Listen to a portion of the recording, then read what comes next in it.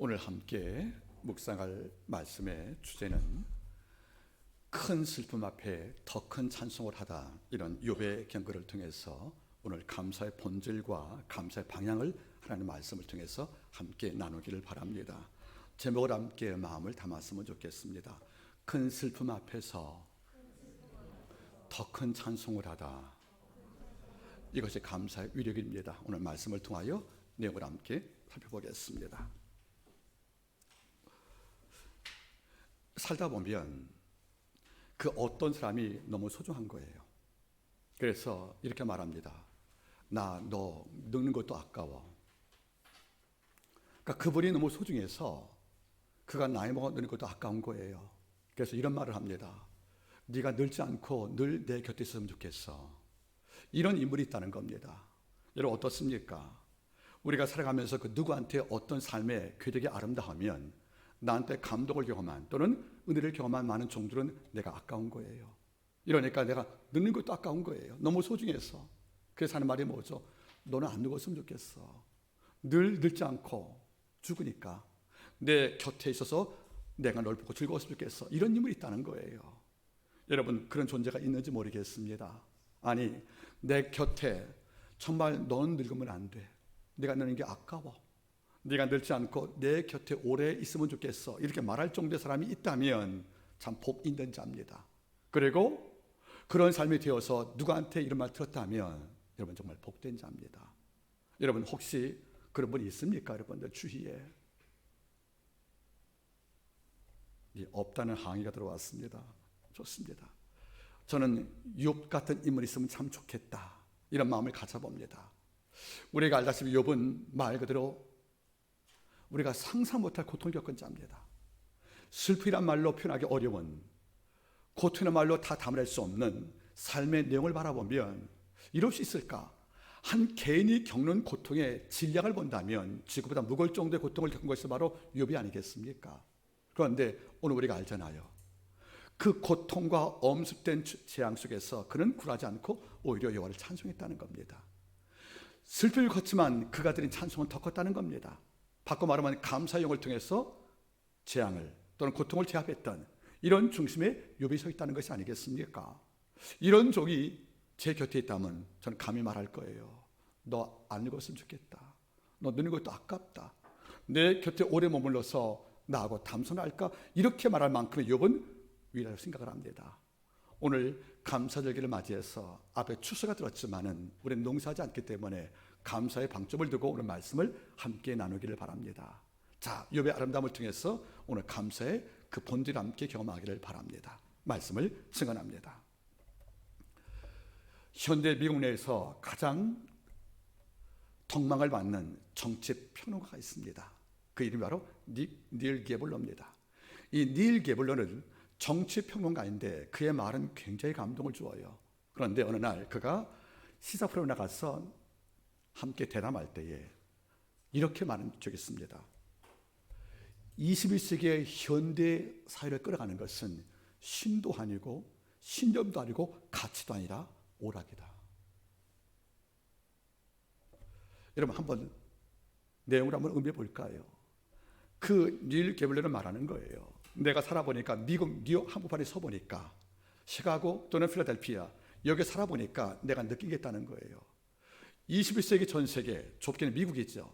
미국 땅을 끌어가는 가치가 힘이 신과 종교, 신념이 아니라는 거예요. 오히려 오락의 인간을 끌어오더라. 이걸 그런 깊게 아파하면서 말한다는 거 아니겠습니까? 여러분 이 말 부정할 수 있겠습니까? 오늘 젊은 세대에게 우리 학생한테 물어보지요. 너 2시간 수학 공부할래? 2시간 게임할래? 채희야 어디에 있냐? 후자지, 그치? 당연한 겁니다. 또 물어보죠 여러분들. 너 2시간 책 읽을래? 설교 말씀 들을래? 예배 드릴래? 아니면 2시간 동안에 TV 시청할래? 당연히 TV 시청이라는 겁니다. 우리는 애써 부정할지 모르겠지만 현대사를 끌어가는 그 아젠다, 그 이념이 고사하는 신과 가치들, 신념들, 이게 아니라는 것이에요. 오락이 이 땅을 끌고 있다는 것이 그의 평가입니다. 물론 오락의 말에 대처가 있겠지요. 이 말을 쾌락으로 바꿔도 무효합니다. 또는 향락으로 바꿔도 무효합니다. 또는 음식을 좋아하는 도락, 상관없다는 거예요. 한번 묶어보겠습니까? 내가 사는 이 시대에 끌어가는 그 힘은 신과 그의 말씀과 도덕이 아니더라. 내가 바라보니까 이 시대에 끌어가는 힘은 오락, 즉 쾌락과 현악과 음식인 도락이더라. 이런 말도 바꾸지 않겠습니까? 돌아보세요, 여러분들. 이걸 일찍이 그리스인은 알았던 거예요. 그리스인들은. 그래서 따라하겠습니까, 여러분들? 헤도니즘, 이게 바로 쾌락주의입니다. 헤도니즘이란 말이 무슨 말이냐면 일체 어떤 정신 가치가 아닌 육체의 기쁨들 또는 오감의 만족을 추구하는 것이 바로 쾌락이거든요. 이걸 그들 말로 헤도님이에요. 어이자 헤도님이란 말입니다. 그러면 헤도니를 바라볼 때마다 조금 설명이 필요하겠습니다. 지금 제 손에 플라톤의 향연 심풍이라는 책이 들려 있습니다. 이 책에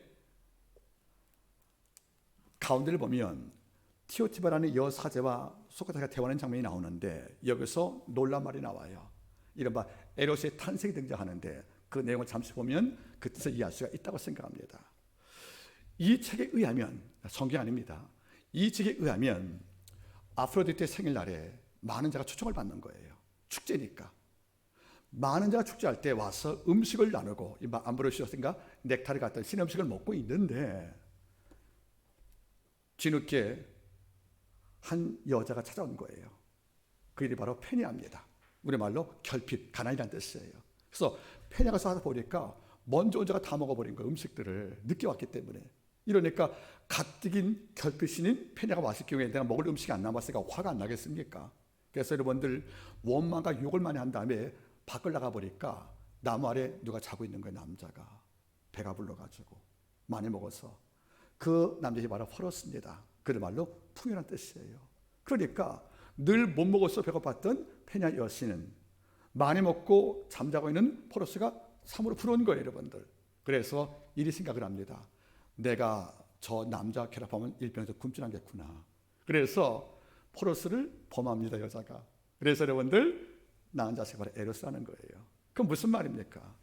에로스의 아버지는 풍요예요, 포로스. 엄마가 결핍인 바로 페니아입니다. 그래서 우리가 누구 사랑하면 기쁘기도 하지만 슬프잖아요. 또 만족하다가도 불만이 있지 않습니까? 그래서 만족과 불만이 함께 있는 것이 바로 에로스의 사랑이 맞는데 여기서 끝나는 게 아니에요. 이 에로스가 장성해서 결혼합니다. 그때 만난 여자 바로 푸시키라는 여자를 만난 거예요. 그래서 에로스가 만난 아내가 바로 푸시케인데 그 사이 난 딸이 바로 헤도네입니다. 헤도의 뜻이 뭡니까, 여러분들? 바로 달콤함. 맛있는 걸 좋아하는 이런 뜻이거든요. 그래서 헤도네가 어떤 뜻이냐면 달콤한 걸 좋아하다. 그리고 기쁨 좋아하는 뜻인데 그 이름을 따서 바로 헤도니즘이 된 겁니다. 쾌락주의란 말이 나온다는 뜻이에요. 그러니까 기원을 거기 올라가면 참 재밌는 거예요. 풍요의 신이었던 아버지 그리고 가난한 신이었던 어머니가 만나서 내 에로스를 낳고 그가 푸시케를 만나서 헤도를 낳는데 헤도라는 그 딸의 이름이 바로 달콤한 걸 좋아하는 뜻이니까 그래서 바로 헤도니즘 이 말이 쾌락주의라는 뜻이 아니겠냐는 거예요. 그래서 하는 말이 뭐죠, 여러분들? 그 평론가는 끝에 말하는 거예요. 지금 이 시대 시는 바로 헤도네다. 뭡니까? 쾌락주의라는 거예요. 몸만 즐거우면 여러분들 마음만 기쁘면 못할 게 없다는 거예요, 여러분들. 하나님이 아무리 계시어도 내가 남의 것 빼앗아 마음에 만족 느끼면 할 수 있다는 겁니다. 그래서 이 땅을 끌어가는 힘이 다른 것이 아니고 바로 쾌락을 위해 산다는 것이 바로 그 평론가의 단정이라는 것입니다. 이 말을 부정할 수 있겠습니까, 여러분들? 그런데 저는 아침마다 잠을 깨면 제가 이야기 드렸죠, 여러분들. 아침에 시 한 편, 그 다음에 하나님의 시편 한 편, 그리고 여러분 그 한 편을 쓴다고요. 이번 주에도 역시 이 시를 읽어볼 때 여기에 놀라운 시가 한 편 있습니다. 한번 읽어드리겠습니다. 시인의 이름이 김준태님이세요. 김준태. 그의 시가 이름이 감꽃입니다. 한번 잘 듣기 바라겠습니까? 어릴 적엔 떨어지는 감꽃을 샜지. 전쟁통엔 죽은 병사의 머리를 세고 지금은 엄지에 침 발라 돈을 세지. 그런데 어느 날 나는 무엇을 셀까 몰라. 시는 어릴 때부터 살아오니까 어릴 때는 감꽃 셌어요. 배고팠기 때문에. 전쟁 겪어서 죽은 병사의 머리를 셌다고 그래요. 지금 나이 들고 가장이 되니까 뭘 세요? 엄지에 침 발라 돈을 세더라. 그 다음 말이 뭐죠? 어느 날 나는 뭘 셀까 몰라. 이게 무엇입니까, 여러분들? 시인 준테스는 하나 말하는 거예요.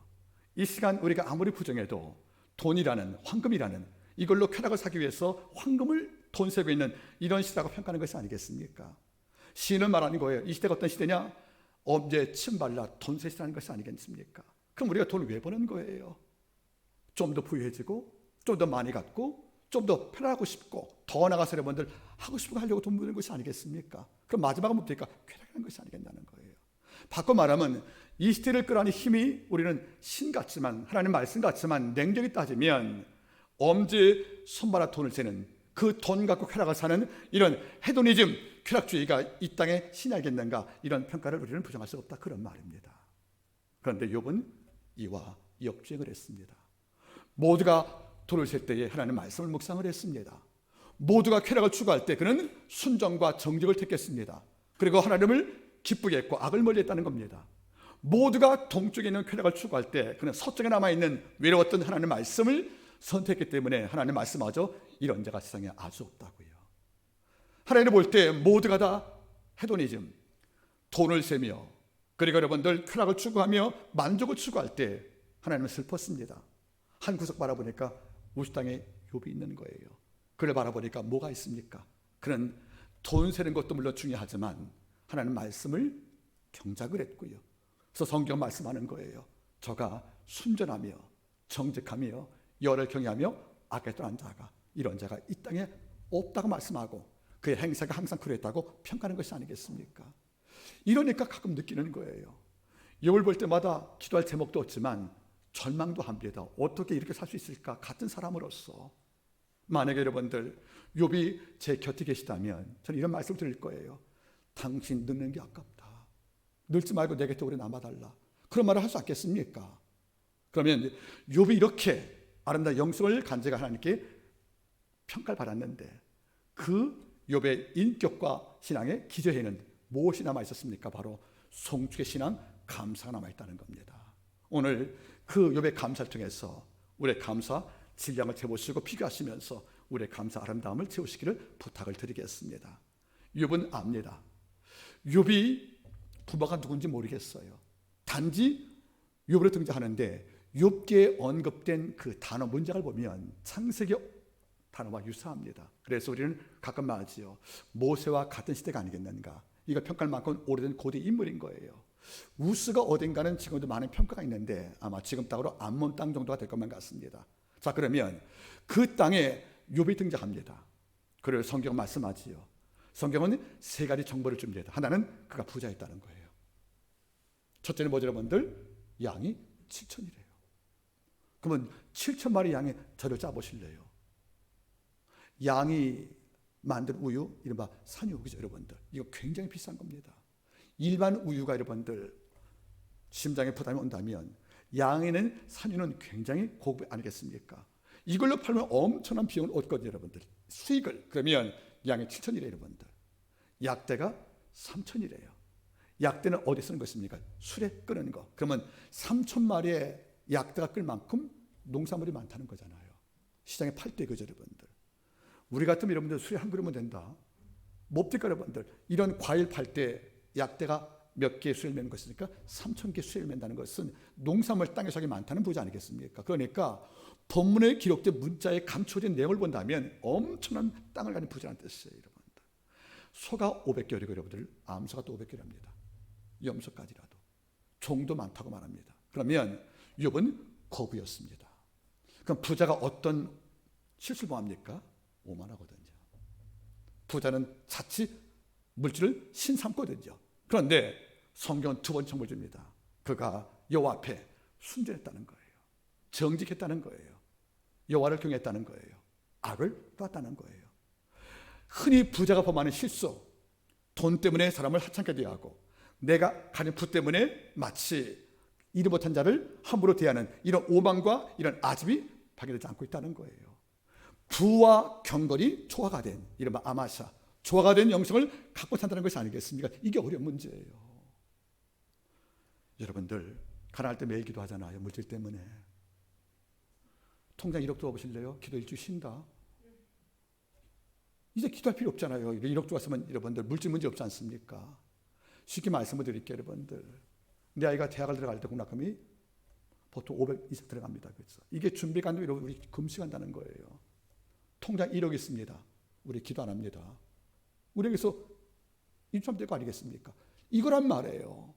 부가 복이지만 부가 경건과 조하기 어렵다는 겁니다. 이런데 성경은 욥이 부가 있어도 영생에 부조화가 없다는 거예요. 조화있답니다. 그래서 이것이 어울렸다는 것이 아니겠습니까? 여러분 잘 보세요. 사람은 두 개 위가 필요해요. 권위와 품입니다. 권위는 뭐죠? 힘 있는 거예요. 그런데 힘만 있으면 안 돼요. 뭐가 필요합니까? 품위가 필요한 거예요. 따라하십시오. 권위와 품위. 누구는 권위는 있어요. 그가 여러분들 권력자니까. 근데 말을 함부로 해요. 그리고 너무 오만해요. 무엇이었죠? 품위가 없다는 거예요. 그러니까 권위와 품위를 겸비한다는 것이 어렵다는 것이 아니겠습니까? 정치인의 소양입니다, 여러분. 목자도 마찬가지예요. 목자도 권위와 품위가 함께 있을 필요가 있습니다, 여러분. 그래야 그 지위가 빛나거든요. 그런데 욥 바라보세요. 족장입니다. 한 마을의 최고 거부입니다. 그 마을이 얼마나 권위가 있겠습니까? 그런데 그는 품위도 있다는 겁니다. 그래서 뭡니까, 여러분들? 자식이 세 번째 정보입니다. 생일날 맞이할 자식 10명인데 생일 맞이할 때 보통 일주일 하거든요. 그 안에 혹 내 아이가 마음으로라도 이렇게 범죄했을까 봐. 행동이 아니에요. 마음이라도 생각이라도. 그래서 잔치 끝나면 10자식을 다 소환하는 거예요. 그래서 뭡니까? 번제했대요. 그러면 자식 10명이 생일이 같지 않으니까 1년에 10번 했다는 거 아니겠어요? 1년 10배를 자식을 위한 제사했다는 겁니다. 번제, 하나님께 헌신제를. 그러면 성경이 언급한 욥은 이른바 퍼펙트맨이에요. 이렇게 바랄 수 있는 게 없어요. 거부인 동시에 그에 어울리는 품인 경건을 갖췄고요. 자식 교육을 잘 시켜서 집안이 여러분들 격이 높았다. 승리한 거 아니겠습니까? 이걸 바라보면 저는 할 말이 없습니다. 그리고 부끄러움을 금할 길이 없다는 거예요. 이런 종이 무슨 잘못이라고요. 더 큰 복을 봐도 아깝다는 이 종한테 사단이 질투한 겁니다. 사단 디아볼로 논쟁자입니다. 하나님을 찾아갔다는 거예요. 하나님, 욥을 그렇게 기뻐하신다면서요. 너 욥 봤냐? 이런 종이 이 땅에 아무도 없어. 내가 그를 볼 때마다 즐거워. 이사 마시처럼 욥은 기쁜 일이며 영화가 찬송이다. 고백하니까 남 칭찬 마귀는 못 듣거든요. 하나님, 그런데요, 할 말이 있다는 거죠. 뭐냐 물어보니까 욥이 이렇게 뭐 어떻게 사는가? 당신을 기뻐하는 것이 이유가 있지 않겠습니까? 까닭 없이 할 리가 없다는 거예요. 그래 뭔데? 산 전체를 깊게 담을 쳐서 복을 주니까 그 복 준 여호와가 고마워서 감사하는 거지. 만약 당신이 지금 준 복을 다 수납해 갔으면 빈터들을 만들었으면 아마 내 생각에는 욕하고 죽을걸요. 하나님 신기를 건드린 거예요. 하나님은 알아요. 얘가 왜 이러는지. 하지만 그 게임이 음합니다. 파워 게임이. 왠지 아십니까? 욥을 믿었다는 겁니다. 네 말대로 이 땅 많은 백성은 복 주니까 나에게 감사하더라. 복 주니까 나에게 찬양하더라. 내게 복을 받으니까 나를 하나님으로 부르더라. 하지만 욥은 그런 정도의 질이 아닐 거야. 한번 다 아사가봐. 단지 목숨은 건들지 마라 하고 허락을 하는 거예요.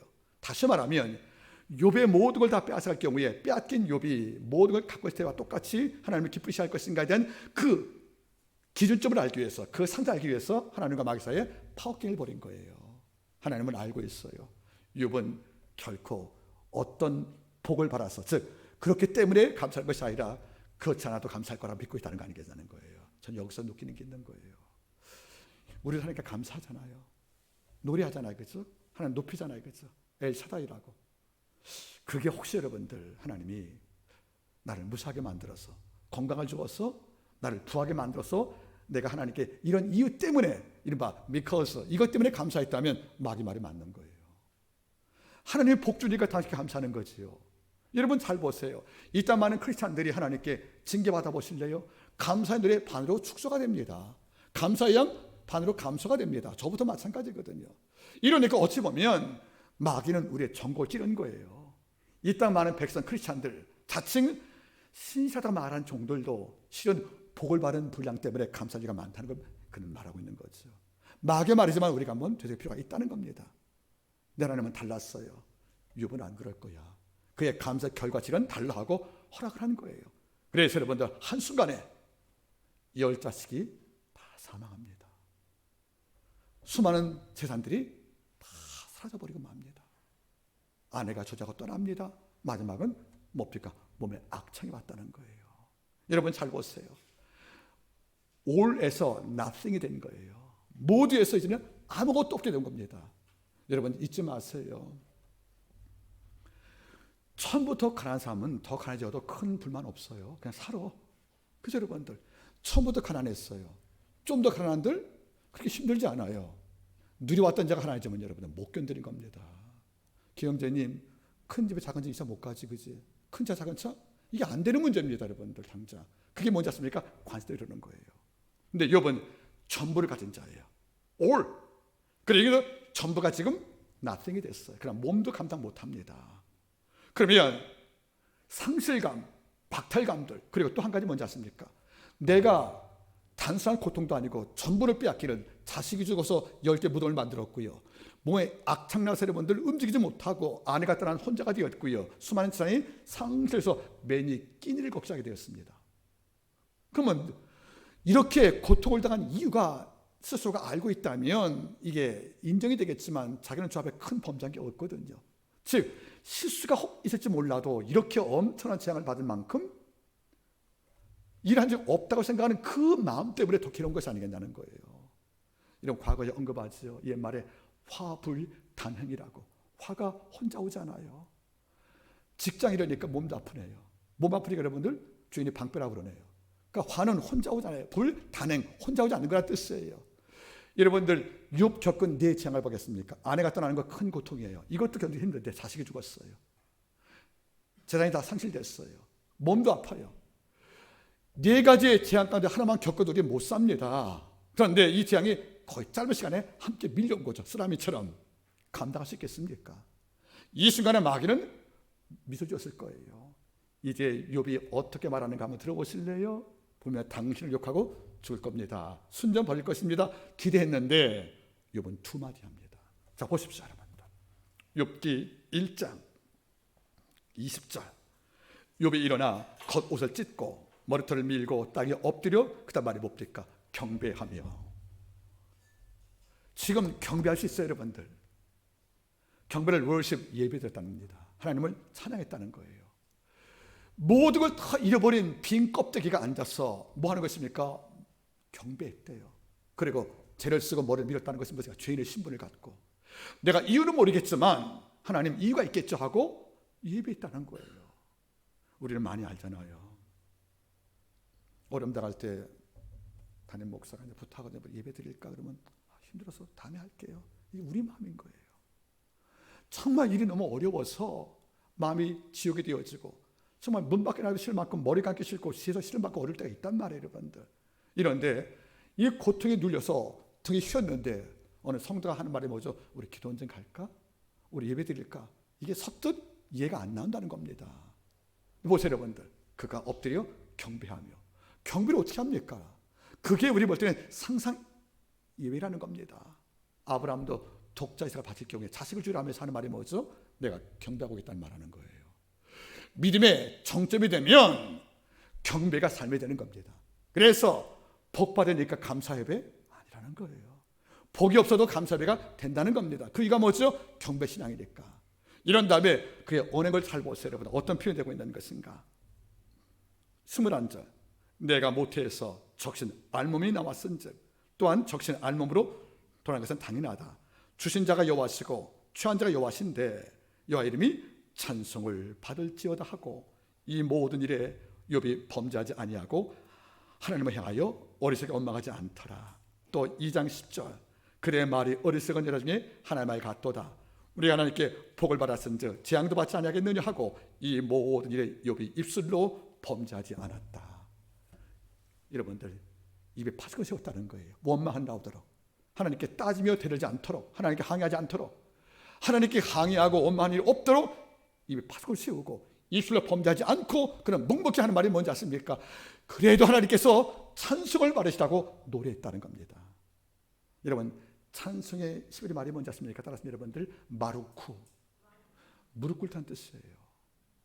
여러분들 찬송이란 말이 원래 뭐 여러분들 바로 무릎 꿇답니다 여러분들. 다시 말하면 무슨 말이겠습니까 여러분들? 어려움 당할 때 오히려 무릎 꿇고 났어. 그런데 마루쿠란 말의 뜻이 또 하나가 있어요. 히브리어로 복이라는 뜻이 있습니다. 그러니까 복과 무릎 꿇다는 말이 같은 말일 거예요. 즉 무릎 꿇은 자가 복을 받는 것이고 복 받을 때 우리 무릎 꿇을 수밖에 없잖아요. 근데 지금 뭐죠 여러분들? 무릎을 꿇었다는 거예요. 내게 있는 거 내게 묻지도 않고 내 동의도 없이 다 뺏어갔지 않습니까? 한번 여쭤보지요. 욥아, 내가 마귀랑 모종의 계약을 맺었다. 내가 재물을 다 뺏어갈 텐데 마음 준비 좀 해. 마치 의사가 불치병하는 환자에게 마음 준비하세요. 이렇게 언급을 한마디 해줬다고 치면 욥이 섭섭하지 않는 거예요. 욥은 내가 전부가 다 나승될 때까지 아버지가 어떤 설명도 없이 그냥 일방적으로 행동 취하신 것입니다.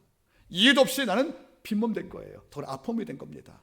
이럴 때 여러분들, 내게 어떤 언질도 없고 동의도 없이 다 아사한 그분께서 나를 빈만으로 병을 주었는데 여러분들 경배하시겠어요?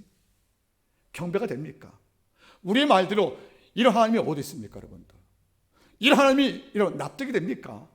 이런 하나님을 내가 끝까지 붙잡아야 됩니까? 우리 안 되거든요. 근데 뭐 여러분들, 바로 찬송했단 말 나오잖아요. 경배와 찬송이 고난 가운데 더 큰 슬픔, 이런 막대한 슬픔이 있었는데 이런 막대한 슬픔을 제압하는 그 더 큰 경배와 더 큰 찬송이 욥의 입술 가운데 나왔다는 것이 우리가 주목할 수밖에 없다는 거 아니겠냐는 거예요. 여러분 잘 보세요. 큰 슬픔을 능가하는 더 큰 찬송. 그래서 남들 볼 때 욥이 마치 아무리 언변장 욥은 지금 마음을 지키는 것이 오늘 본문의 내용이 아니겠습니까 여러분들? 자, 한번 읽어보시겠습니까? 2장을 좀 바라보세요. 7절 한번 읽어보겠습니까?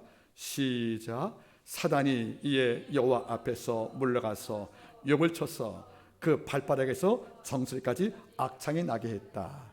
자, 여러분들 이걸 주목하시고 말씀을 드리겠습니다. 욥의 감사의 특징은 세 가지입니다. 첫째는 그 감사의 특징이 뭔지 한번 따라하겠습니까? 따라하세요 여러분들. 욥은 최고의 순간이나 최악의 순간이나 같은 감사를 지녔다. 욥도 한때 최고의 순간이 있었어요. 1장 보세요. 우스땅 최고의 거부입니다. 그리고 악한 마귀 앞에서 인정받을 만한 영성을 유지한 거예요. 욥은 최고의 순간에도 감사했습니다. 번제하고 단 쌓았으니까. 그러나 최악의 순간을 맞이해도 그의 감사의 결과 질량이 결코 감사가 안 됐다는 겁니다. 진짜 감사가 뭐예요 여러분들? 최고의 순간만 이루어지는 감사, 최악의 순간에 사는 감사, 따라서 여러분들 선택적 감사는 감사가 아니다. 욥은 선택적 감사한 것이 아니라는 거예요. 아버지가 나를 최고의 순간 만들 때 감사는 이런 자가 아니고요, 최악의 순간을 만들어도 그런 감사했다는 것이 아니겠냐는 겁니까? 우리 현대 크리스찬의 약점이 뭡니까? 선택적 감사가 있다는 거예요. 복을 받으면 찬양이 2배로 늘어요. 예물도 2배 늘어요. 이런데 어려움 당하면 당장 예배가 끝나는 거예요. 감사 예물 이거 기도 않겠습니다. 찬양, 기도 거의 볼 수 없다는 거죠. 우리가 언제부터 선택적 감사에 귀가 들어서 살고 있다는 거 아니겠습니까? 욥의 아름다운 것은 그의 행사가 항상 그랬듯이 최악의 순간이 와도, 최악의 순간을 맞이해도 그의 감사의 질량은 결코 다름이 없다는 것이 아니겠냐는 거예요. 이른바 알몸의 감사. 빈몸도 있을 때도 알몸으로 감사하는 것은 뭐죠? 전 지금 느낍니다. 지금 악창도 같지 않습니까? 악창. 옷을 입어야 못 입어요. 따가우니까 긁으려면 옷을 벗어난다는 거였어. 그러면 지금 경배할 때, 지금 찬송할 때 옷을 입었다는 거예요? 아니, 알몸의 감사예요 여러분들. 여러분 잊지 마세요. 욥이라는 사람이 받은 악상을 보실래요 여러분들? 창호행전 한번 잠깐 띄워볼까? 벌레가 보이죠? 자, 샌드 프라이예요. 얘가 물으면 보세요 여러분들. 물었습니다. 그 다음 보세요. 어떻게 악창이 오는가? 이겁니다. 또 하나를 보세요. 이게 뭐냐면 여러분들 따라하니까 마그다드 부스럼 시작. 그런 병을 아는 거예요. 이른바 마그다드 보일인데 사막에 사는 샌드 프라이, 모기 비슷한 그 곤충이 물면 한번 돌아가 보실래요? 손 좀 보세요. 전 좀 바라보세요. 전 좀 보세요. 그 앞에 손발에 뭐가 있습니까? 붉은 점이 올라오죠 여러분들. 이게 바로 한번 따라하겠습니다. 마그다드 부슬럼. 부슬럼증이 마그다드 보이라고 그래요 여러분들. 이게 어떤 것이냐면 이 벌레에 물리면 이틀간 여러분들 피부가 빨개집니다. 저렇게 종기가 나서 이틀 만에 새카매지는 거예요. 크기가 자라서 여러분들 이제 딱딱한 딱지가 됩니다. 여기서 고름이 터지면 이제 벌레가 여기서 알을 까는 거예요. 그러면 이 온몸 자체가 뭐죠? 이런 딱지기로 전체가 다 물든 거지. 바로 마그다드 부슬럼이라는, 마그다드 보이라는 병인데 지금 욥이 이걸 걸린 겁니다. 악창이. 어디부터? 정수부터 발끝까지. 그러니까 이것이 붉은색이 검은색이 되어서 딱지 가지고 고름이 터지고 나면 여기에 벌레가 알을 낳기도 하고 온몸이 썩는데 견딜 수가 없잖아요, 여러분들. 그러면 기와를 긁는 거예요. 손이 안 닿으니까. 그러면 뭡니까? 옷을 입을 수가 없다는 거죠. 지금 욥은 알몸인 거예요. 이런 최악을 맞이했어요. 몸에 냄새가 나니까 누구도 견딜 수가 없다는 거예요. 나도 고름 나니까 역겨워서 음식을 못 먹어요. 그런 최악을 맞이했지만 욥은 이야기합니다. 주신 자도 여호와셨는데 그때만 기뻐하겠느냐? 취할 때 하나님은 여전히 여호와라는 거예요. 여호와가 오직 찬송을 받을지어다.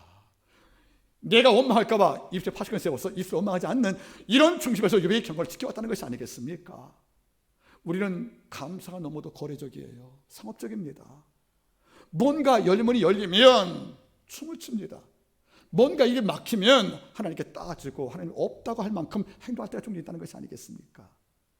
혹시 여러분들 우리가 이 마그다드 보일, 마그다드 부슬럼에 걸려서 여러분들 오면 악취 한번 나보실래요? 못 견딥니다, 여러분들. 우리 정조대 왕도 종기로 사망하셔서 종기. 지금은 종기가 별거 아니죠, 여러분들. 여러분들 4, 5인 좀 하다 종기는 불치병이었습니다. 여러분 태종도 마찬가지, 세조도 마찬가지예요. 세조도 여러분들 종기를 죽었고 여러분 정조, 세조 사망을 했습니다. 그럼 우리가 볼 때 종기가 뭐 큰 병입니까? 우리가 칼로 긁으면 되는데 그게 안 되는 문제예요. 그런데 이것은 그 정도가 아니라는 겁니다.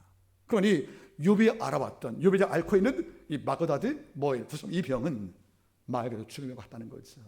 그래서 그때 기록을 바라보니까 차라리 문득병이 났다는 거예요. 차라리 이 병에 걸리려니. 이 병을 지금 욥이 앓고 있는 겁니다. 그런 최악을 맞이했습니다. 그런데 그의 감사의 무게를 보면 최고의 순간과 다를 게 없다는 거예요. 하나님 찬송을 받으시옵소서. 내 예배를 받아주시옵소서. 감사의 변덕이 없다는 거예요. 감사가 선택적이지 않다는 거예요, 여러분들. 우리 어떻습니까? 누가 고마울 때 한번 고마우면 오래 가야죠. 고마움이 처음 고마웠던 것이 왜 고마운지 모르겠지만 어떤 관계가 좀 서운하면 바로 표현 바뀌네요, 여러분들. 그 우리 뭘 느끼는지 아십니까? 그가 나에게 고마웠던 이유가 뭘까? 나 자체냐? 내가 당신께도 유익되는 것인가? 이렇게 길어지는 겁니다, 여러분들. 우리의 감사와 사랑들, 우리의 충성들, 여러분들 히브리 언어 가운데서 여러분들 진실한 말이지 진실게 에메트예요. 에메트 뜻이 뭔지 아십니까? 충성하는 대상에 대한 사랑이 변치 않는 게 바로 에메트예요. 진실. 내가 좋아하는 대상에 대한 충성이 변치 않는 것이 바로 에메트, 우리말로 진실입니다. 여러분들 욥은 아버지가 어깨 돌 얹을 때 당신이 최고라는 줄 아는 것이 아니라는 거예요. 모든 걸 다 빼앗겼지만 그런 알몸으로 기와를 긁어가면서 하나님을 경배하고 찬송했다는 것이 바로 오늘 말씀의 증언이 됩니다. 그는 선택적 감사가 없다는 것이 바로 오늘 말씀 아니겠습니까, 여러분들? 날 바라보세요. 시편 31편은 다윗이 가장 어려울 때 지은 시예요. 여러분들 시편 30편 볼 때는 다윗의 노래인데 이런 노래가 나와요. 10절 말씀에 하나님이여 나의 생명은 슬픔으로 보내고 나의 해는 탄시로 보냅니다. 여러분들 내 생명이 슬픔으로 보낸대요. 내 해가 뭡니까, 여러분들? 탄시로 보낸대요. 엄청 슬퍼 있거든요, 여러분들. 그게 30절 10절 말씀이에요. 14절 가면 이런 말입니다. 그러나 내가 여호와께 말하기를 여호와여 그러하여도 나를 하나님을 의지하고 말하기를 하나님은 여전히 나 하나님이라는 거예요. 다윗은 전쟁 이길 때만 노래하는 것이 아니에요. 쫓김을 당하여 내 슬픔과 탄식으로 지날 때도 하나님 하는 말이 뭐죠? 여호와여 그러하여도 하나님은 내 하나님이라고. 그는 주에 대한 고백과 진실이 결코 선택되지 않은 것이 아니겠습니까? 여러분 우리의 감사가 시류에 따라가지 않고 우리의 감사가 형편에 따라가지 않기를 바랍니다. 범사에 감사할 명제를 마음속에 담기를 바라겠습니다. 두 번째, 욥의 감사가 어떤 감사입니까, 여러분들?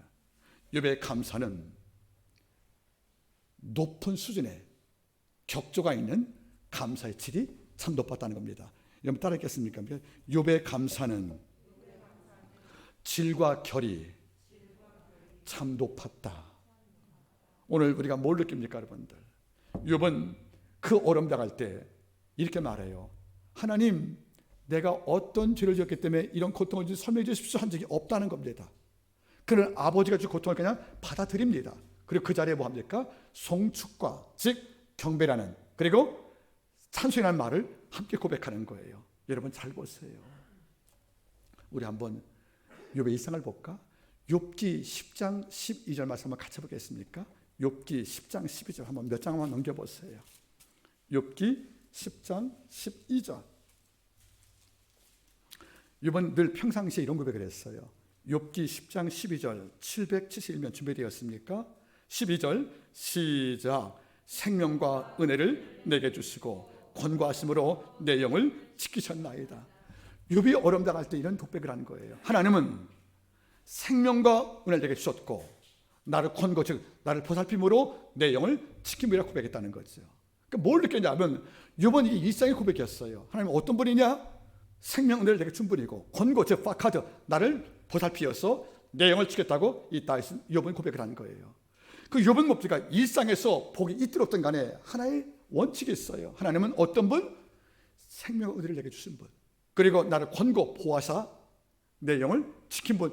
이런 고백이 많기 때문에 이런 고백에 쌓여서 그 어려운 여건을 경험하여 모든 걸 잃어버려도 그는 경배 찬송을 택하는 송축의 감사가 있다는 것이 아니겠습니까?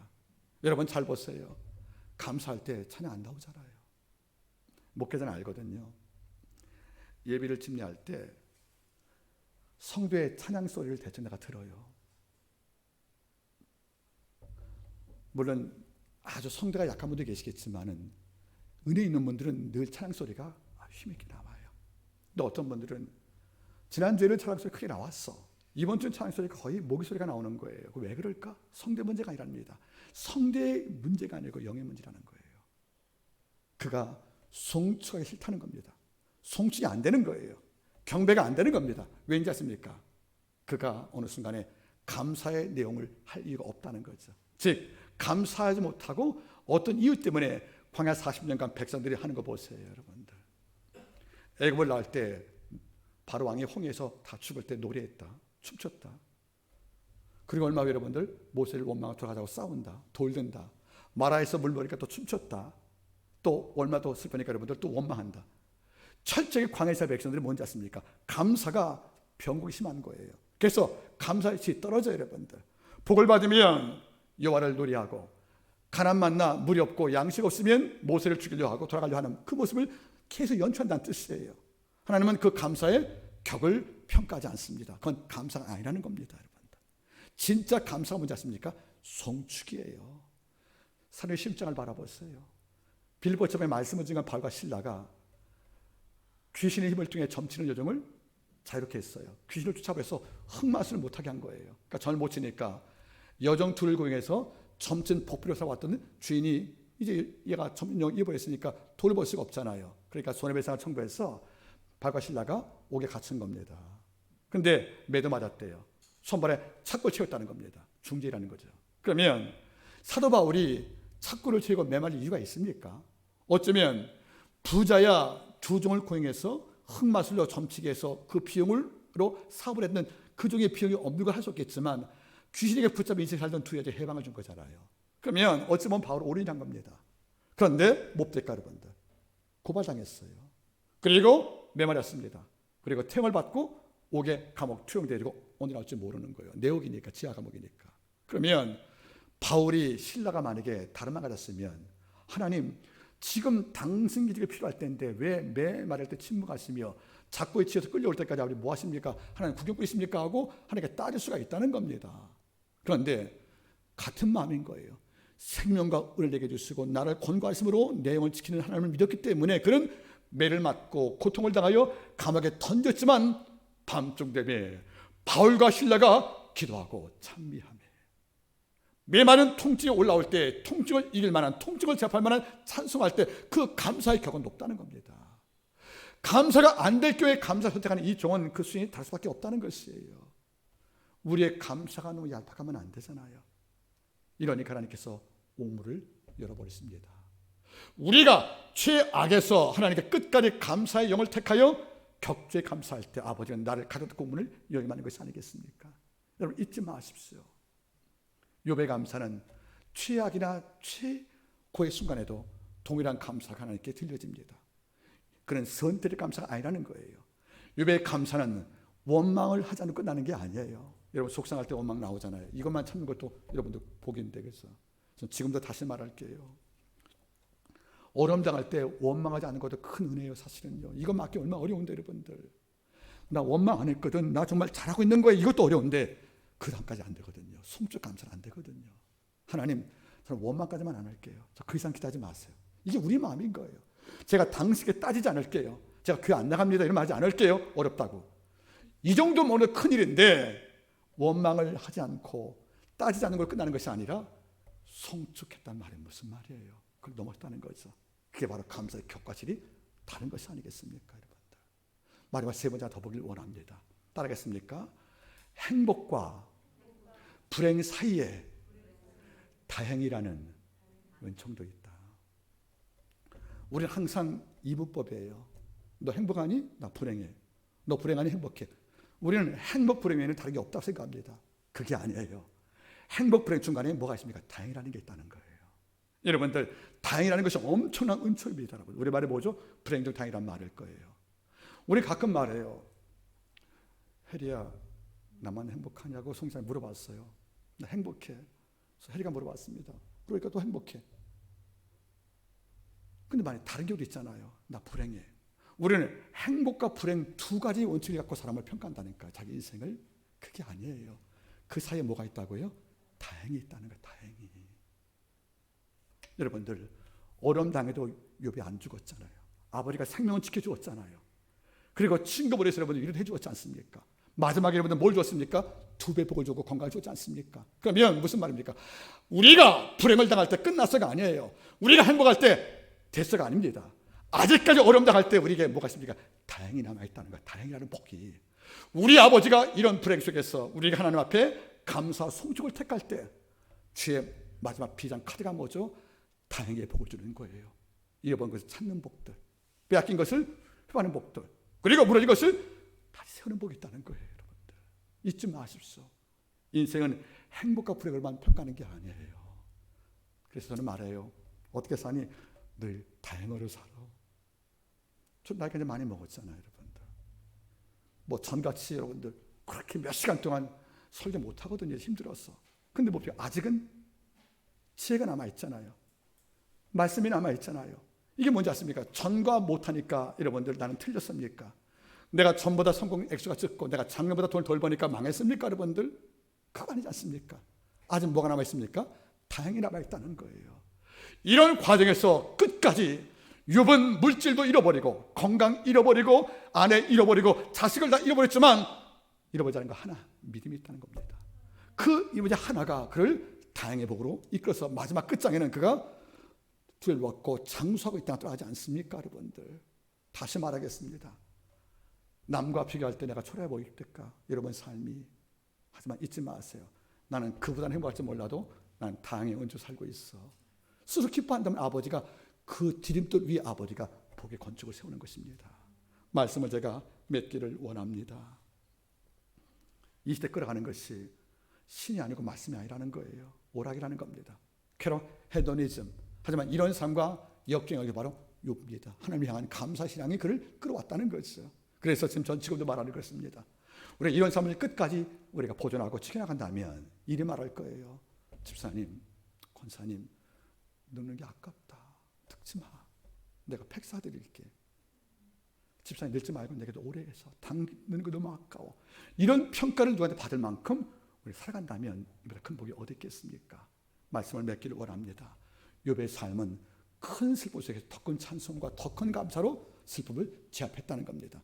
슬픔이 내 목덜미 잡지 못하도록, 슬픔이 내 발목을 잡지 못하도록 그는 오히려 더 큰 찬송을 통해서 하나님을 기쁘시게 하고 마귀는 패배했고 하나님을 승리하여 마지막에 하나님은 그에게 큰 상급으로 역사했다는 겁니다. 오늘 말씀 기억하시면서 이번 주간에 감사의 철로 위해서 마음껏 질주하기를 부탁을 드리겠습니다. 기도하시겠습니다.